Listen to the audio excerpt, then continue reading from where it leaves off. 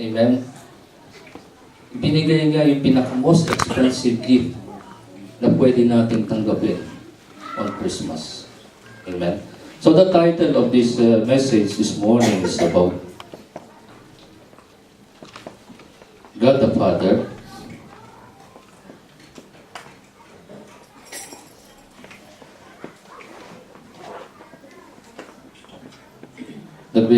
God the Father gave the most expensive gift. At habang ako'y nagpe-prepare, pwede po kayong mag-break muna. Kung gustong pumunta sa toilet, pwede pa po.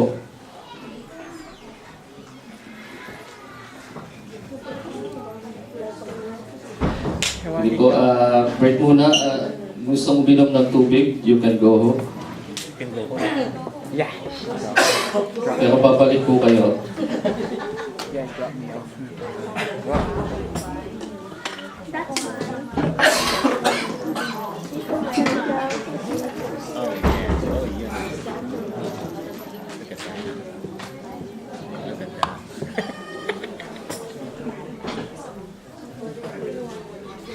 Kasi maiksi lang pong ating mensahe ngayong umaga.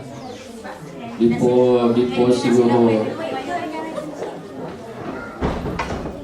before 12, siguro kumakain na tayo. Before 12 ng gabi?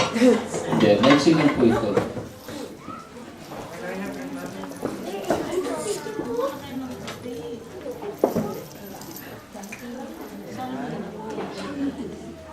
Amen. Nandito na po ba? Nakabalik na po ba yung mga umalis?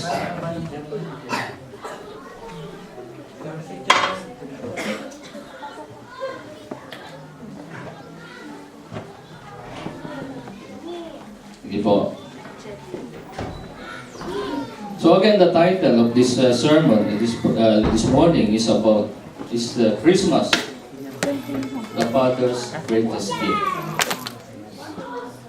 Ang ating pong text ngayong umaga ay matatagpuan sa Matthew chapter 2, verse 1 and 2. Papasahin ko po. Matthew chapter 2, verse 1 and 2. Nandun na po ba kayo? Matthew chapter 2, verse 1 and 2. And I read, after Jesus was born in Bethlehem in Judea, during the time of King Herod, Magi from the east came to Jerusalem and asked, where is the one who has been born King of the Jews? We saw his star from the east and has come to worship. Amen. So, let us bow down our heads and pray. Dakilang Diyos, marami pong salamat, Panginoon, isang panibagong araw na ito. Sa iyo pong inandang mensahe para sa bawat isa sa amin, Panginoon. Na muli, Panginoon, aalalahanin namin ang iyong pinakamahal na regalo, Panginoon, para sa bawat isa sa amin sa araw ng Pasko, Panginoon. Lord, continue to bless us. At nawa, Panginoon, bibiyayaan kami ng iyong grasya na magawaan namin ang mensahe. At nawa dakilang Diyos, patuloy po nawa na maisa puso ng bawat isa sa amin. Ang tunay, Panginoon, na pahulugan ng Pasko. Salamat, Lord. In Jesus' name. Amen. Amen. Sabi nga po, ilang araw pa Pasko na? Ilang araw? 20 ngayon, so in the next few days, 5 days. Sabi ng mga bata, 5 tulog na lang, Pasko na. 4 na tulog. In the next few days, the whole Christian world will commemorate one of the most important events in the history of man. The birth of Jesus Christ, the promised Messiah. The moment when the Father began to fulfill what He has been prophesied in the Old Testament times. Ang mga prophecies the Old Testament concerning the birth of Jesus Christ.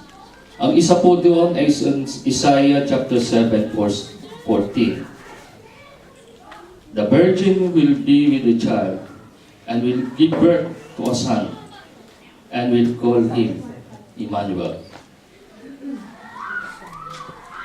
Ang isang prophecy is on Isaiah chapter 9 verse 6.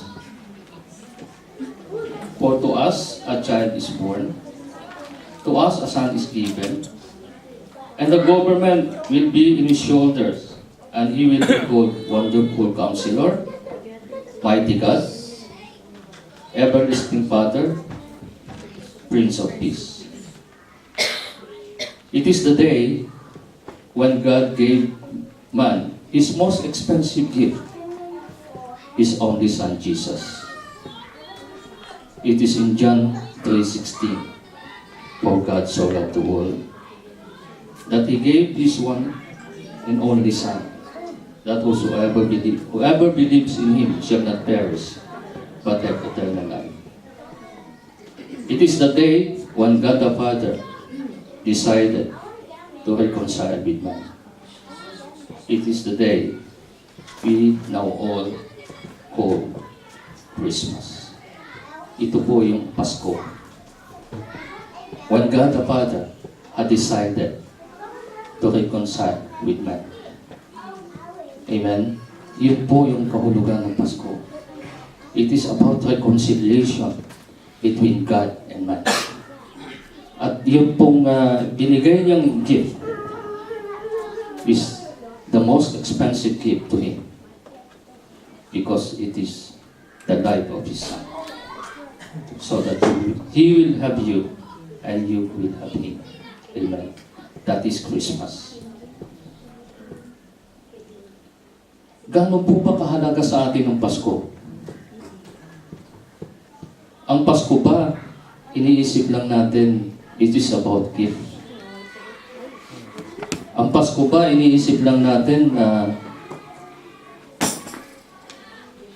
bumili ng mga mamahaling damit? Iniisip lang ba natin ang Pasko is to have masarap na pagkain sa lamesa?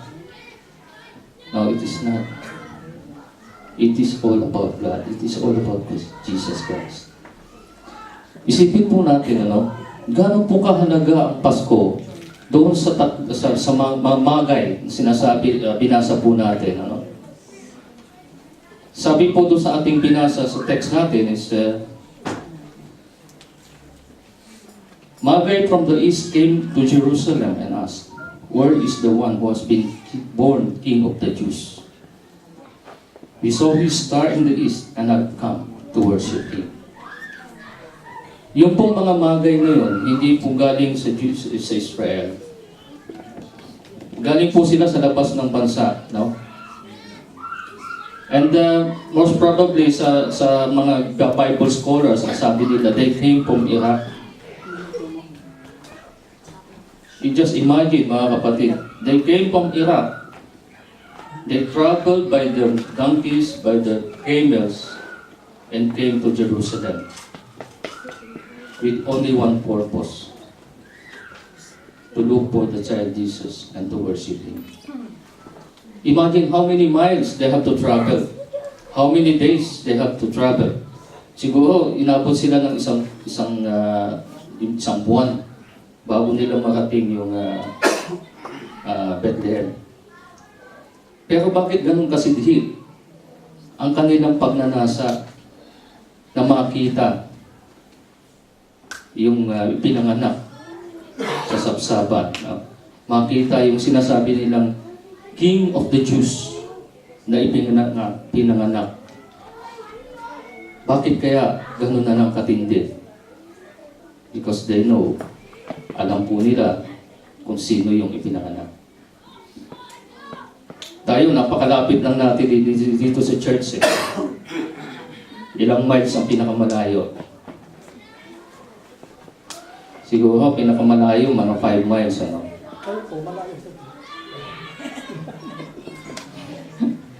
Pero bakit yung mga Magay, they arrived on time. Na-meet nila yung Messiah on that day. Pero tayo, mga kapatid, ang usapan natin alas 10. Hindi naman tayo nagtalakbay galing sa ibang bansa.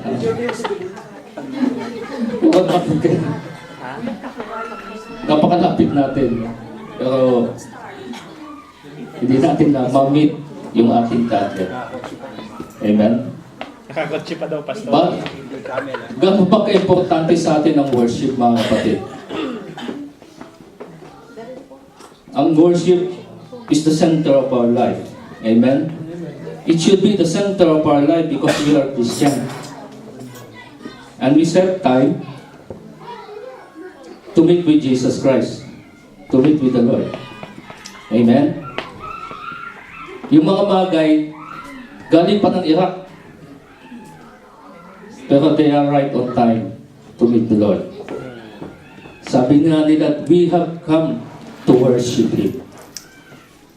Amen? On Christmas Day. Amen. Amen? Amen.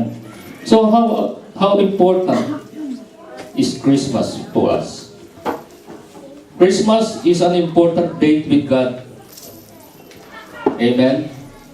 Alam ng Diyos, pinaka-importanting date sa buhay sa kanyang kasaysayan ang pagdating ng Pasko. Sa ating mga kapatid, how important is Christmas to us? Amen? Natanong ba natin, gaano ko ba kahalaga ang Pasko? So with the passage of time, mga kapatid, the importance of Christmas has been diluted. Habang tumatagal, ang tunay na kahulugan ng Pasko ay nagiging malabnaw sa buhay ng bawat isa. Aminin natin at hindi. Nagiging malabnaw. It is become diluted. It has shifted from Christmas to Xmas. People nowadays are trying to remove Christ from Christmas. Most people, even Christians, quote unquote, ginagawa natin, mga kapatid, no? Yung Christmas, ginagawa natin Xmas on cards instead of Christmas. Sino po ang sumusulat ng Christmas card? At sino rin pong naggumagamit ng Xmas sa kanyang Christmas card? Kaya lang na, Pastor, tama daw sila mo. Siya mamadali. Do you know the meaning of X? X? Si Brad Ado, alam niya yung meaning ng X eh. Ha? From X-ray? Ang ibig sabihin ng X-ray, is they don't know, even the scientists don't know, they cannot identify that ray na ginagamit sa X-ray. Hindi nila ma-identify, mapangalanan yung rays na yun, kaya tinawag na X-ray. They cannot identify it. So Christians, mga kapatid, we Christians, quote unquote, we are using Xmas on cards. Does that mean that we don't know Christ? We are trying to remove Christ from Christmas. Ito po ang pinakamalaking pagkakamali even we Christians are using. We use Xmas instead of Christmas.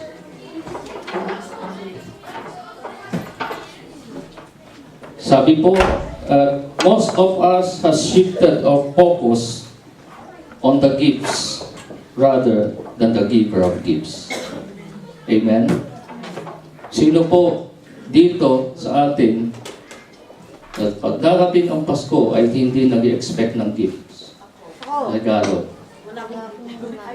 Wala pa nag-regalo sa inyo? Wala.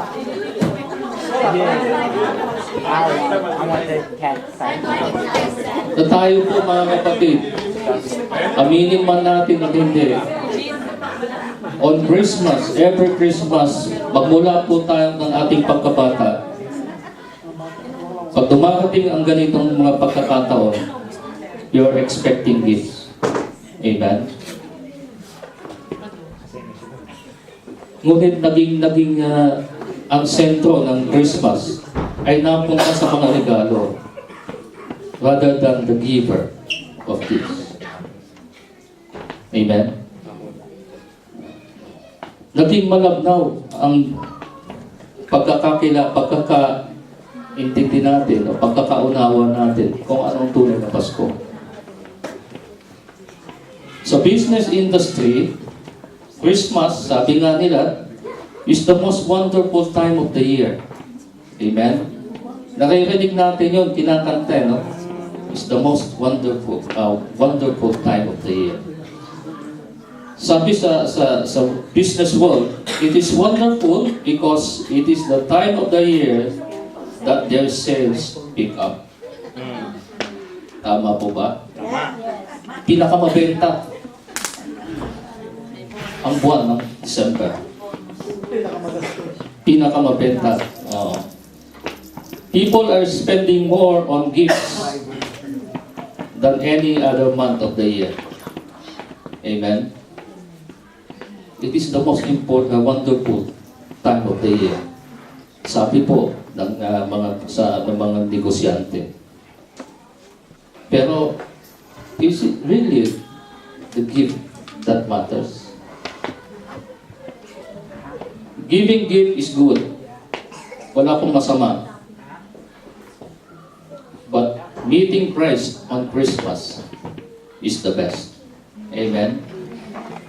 Ang Pasko po ay hindi nakasalalay sa mga regalo na ating ibibigay at matatanggap. Hindi po ito nakasalalay sa kung gaano ka-expensive ang mga regalong tatanggapin mo o ibibigay mo. Amen? Hindi po ito nakasalalay sa mga material things na pwede nating ma-accumulate o ibigay. Hindi po nakasalalay ang Christmas doon. Christmas, meeting Christ on Christmas is the best. Sabi nga po, Christmas is the busiest time of the year. Amen? Busy po ba kayo? Kami, very busy sa aming trabaho. Halos pag-uwi mo sa bahay, exhausted ka na. Kayo po, mga kapatid, sa ospital. Busy rin, di ba? Joinery lang ako rin. Wala to eh. Sa mga self-employed, busy pa kayo. Wala, kaya. Ha? Matumal. Marami nagpapagawa. Wala, matumal, Pastor. Puro regalo binibili eh. Wala nagpapagawa. Pag December matumal, DIY. People are spending more time on shopping than any other time of the year. Amen? Ilang oras kayo nagsa-shopping? 10 o'clock. Ngayong Christmas. Ba? 10 o'clock we go shopping. Siguro, every day, you know? Later. You go and shop to buy. Gift. So, we spend more time. No? It is the busiest time of the year. Sabi nga, people spending more time on shopping than any other times of the year. People are so busy that they forget to thank the one who blessed them with everything they have. Amen? Totoo po ba yun? Dahil sa ating kabisihan, dahil sa ating mga trabaho, no? Busy sa trabaho, busy sa shopping, nakakalimutan na natin pasalamatan kung sino yung nagbigay ng most expensive gift. Dahil busy. Tama. Amen? Amen. Christmas is not about us. It's about Christ. Amen? Ang Christmas po ay hindi para sa atin. Hindi, it's not about all of us. It is about Christ. Amen? So how can we bring back to Christmas? How does we Christian celebrate Christmas? Paano tayo mga Kristiyano nagsi-celebrate, ang tawag doon, ano sa Tagalog yun po, celebrate, naghahanda, nagdidiwang. Paano tayo mga Kristiyano ay nagdidiwang ng Pasko? Mag-ngiti yan lang. Nagdidiwang ba tayo ng Pasko katulad ng nagpagdiriwang ng ng mundo? So how can we make a difference? Paano tayo, mga Kristiyano, ay dapat magdiwang ng Pasko? Ang sabi nga ni Kuya Sitas kanina, araw-araw ay Pasko dapat. Amen? It is not just December that is Christmas. But for Christian, Christmas should be every day. Amen? Sabi nga po, Christmas is about giving and sharing. It's about giving and sharing. Nagagawa po natin mga kapatid. Every day we give. Every day we share. Amen. Tayo lang po makakasagot nun sa ating mga sarili. Hindi ka nagsisir sa akin. Are we giving time Facebook. po? Sa Facebook. Giving our time to the family, friends, and loved ones. Nagagawa po ba natin ibigay ang ating oras sa ating pamilya, sa ating mga kaibigan at kakilala? Nagagawa po ba natin na puntahan sila sa panahon ng kanilang pangangailangan? Sa panahon na sila may mga problema? Naibibigay ba natin ang ating oras? Nailalaan ba natin, na paglalaanan ba natin sila ng oras, ang ating mga pamilya, ang ating mga anak? Minsan, lumilipas ang isang araw siguro, hi and hello na lang po. And then, see you tomorrow. Christmas is giving, including your time. Kasama yung ating mga oras doon, mga kapatid. Hindi lang yung mga personal material gifts, material things na ibibigay natin. It is our time that we can share. Kung may mga balitaan tayong may mga problema, mga kapatid, mga pamilya, do we have that desire in our hearts na puntahan sila at kausapin? Kung mayroon tayong nabalita ang mga kaibigan, nakakilala, na na-hospital, and we have that time, na-share ba natin yung ating time na puntahan sila sa ospital at bisitahin? That is Christmas. Hindi lang panahon ng Pasko. We as Christians have to make a difference. It's not based on gifts. Expensive gifts. It is based on how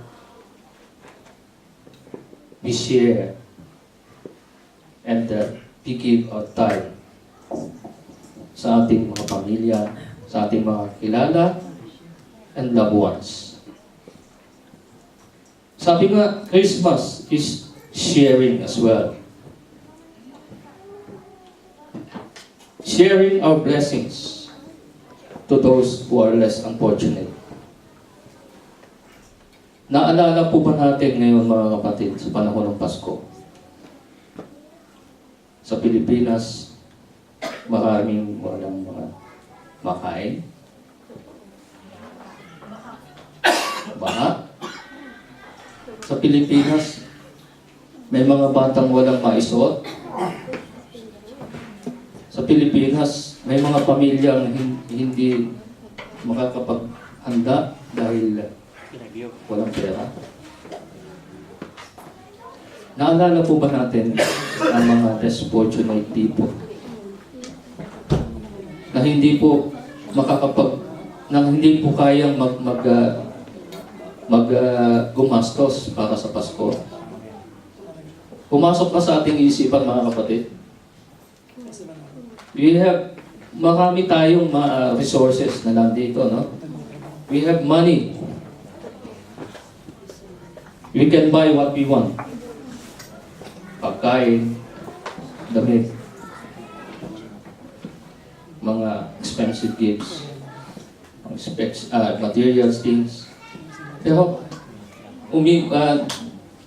sumagay pa sa ating mga isipan na i-share, ibahagi natin ang anumang mga blessings na dumarating sa buhay natin doon sa mga less fortunate ones.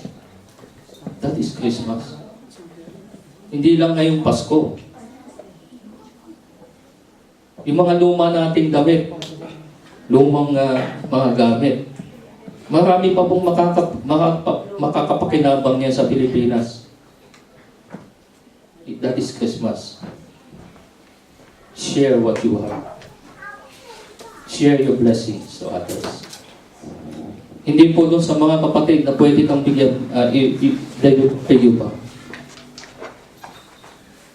Sometimes, people give because they expect something in back. Amen? Totoo yun? Some people give gifts because they want something back.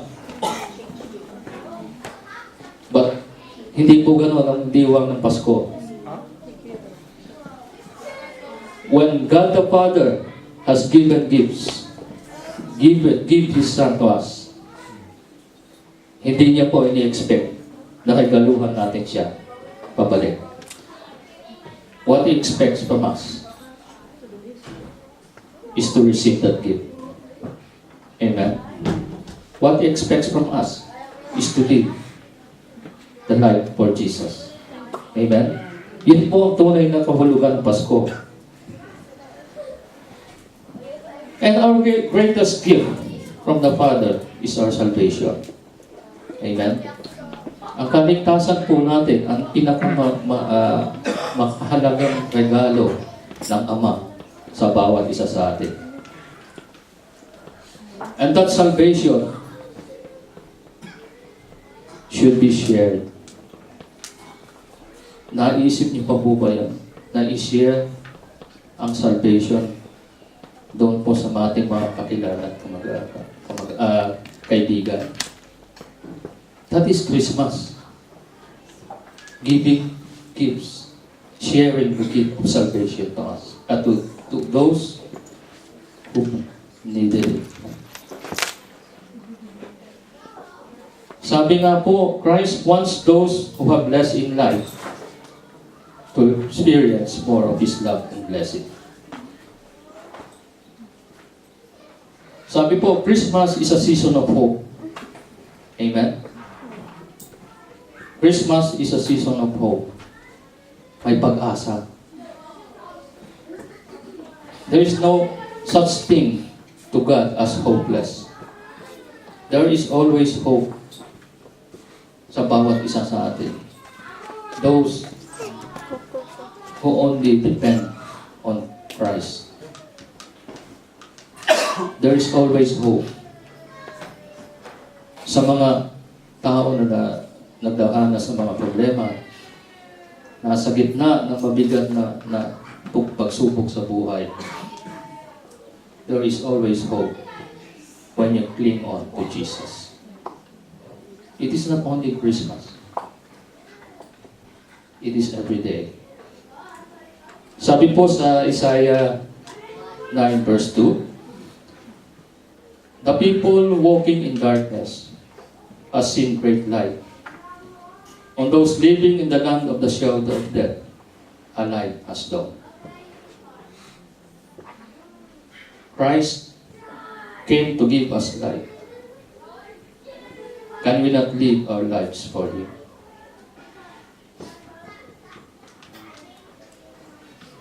Meeting Christ this Christmas. Do you want to meet Christ this Christmas, mga kapatid? If you want to meet Christ this Christmas, don't go to the manger. He is no longer there. Kung gusto po natin ma-meet si Kristo, huwag na po tayong pumunta sa sabsaban. Wala na po siya doon.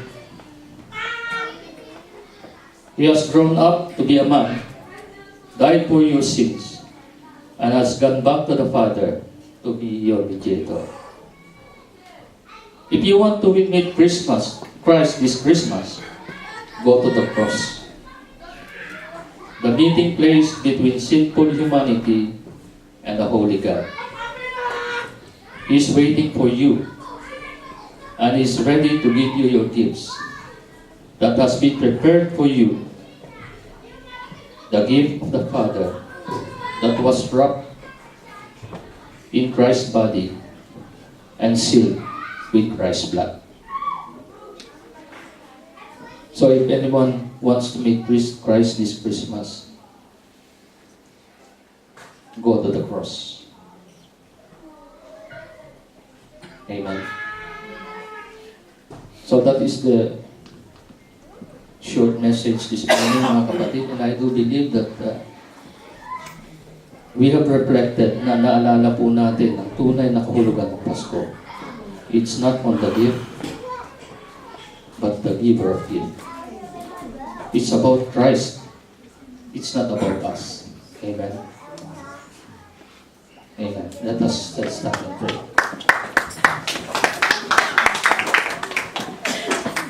Dakilang Ama, salamat po, Panginoon, sa iyong mensahe sa bawat isa sa amin. Ng Pasko, Panginoon, it's not about gifts. It's not about material things, Panginoon. Na most of us, O Lord, ay nadadala ng mundo, Panginoon. But it's about Christ. It's about you. It's about your love. Nawa, Panginoon, sa mga dahatid na pagtitipon, Panginoon, patuloy namin maalala